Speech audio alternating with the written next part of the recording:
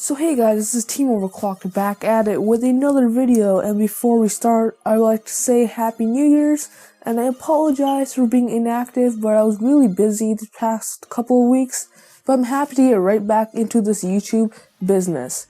So to start it off, we're going to be going over a $350 gaming PC build for the months of January and February 2016. Now this PC is great for playing esports games like Overwatch, Rocket League, and CSGO at max settings at 1080p at 60 FPS.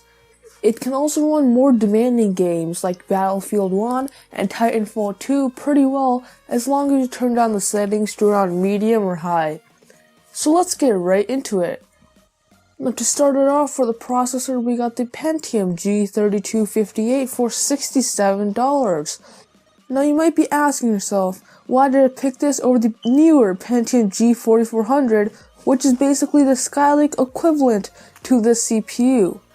Well, this has one major feature that G4400 does not have, which is overclocking support, and you can easily push this past 4 GHz if you put a little bit of time and effort into overclocking this chip.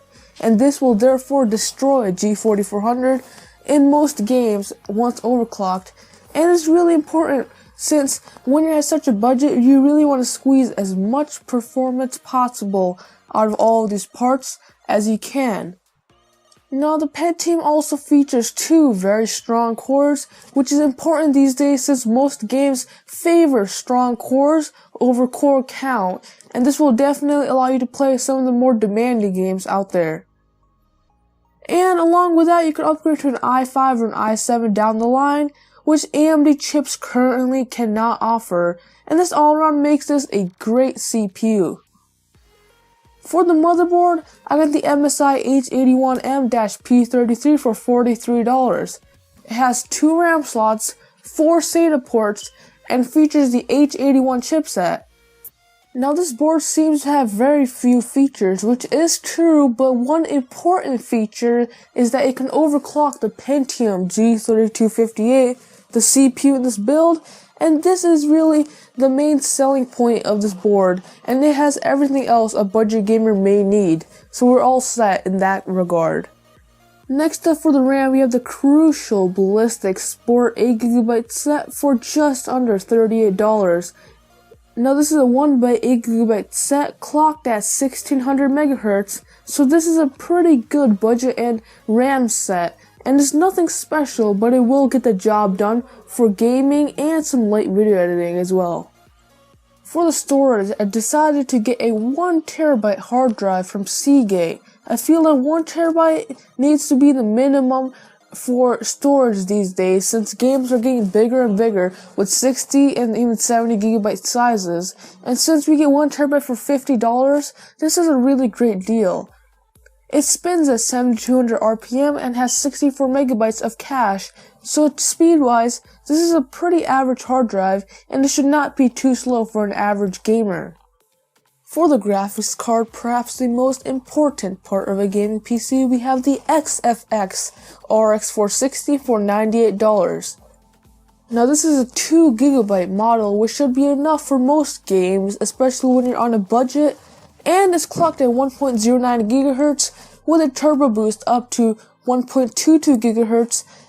Now this chip was specifically built for esports titles, but you can easily play AAA titles on this chip at 1080p, which is really amazing considering you're paying less than $100 for it, and this makes this a great budget and buy. Now in Newegg, you can pick up the Aza Cosmas for only $26, and this is actually a pretty decent case for the price you're paying.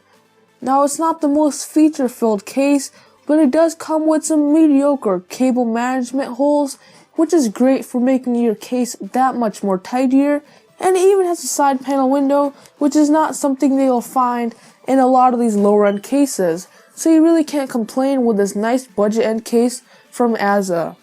Last but not least, we have the EVGA 430W ATX power supply for only $32. Now this is 80 plus certified, meaning that 80% of those 430 watts being pulled from the wall will be ready to use by your PC, And along with that, it's made by a reliable company, EVGA, who are known for having really good capacitors and high quality components, even in their lower end power supplies. So for a budget-minded builder, this is a great power supply to go with. Now we're almost at 400 subscribers, so you can please hit subscribe if you haven't already. And yeah guys, that's all for today. If you liked the video, please overclock the like button. If you didn't like it, please dislike this video and subscribe for more content like this. And I'll see you guys in the next one.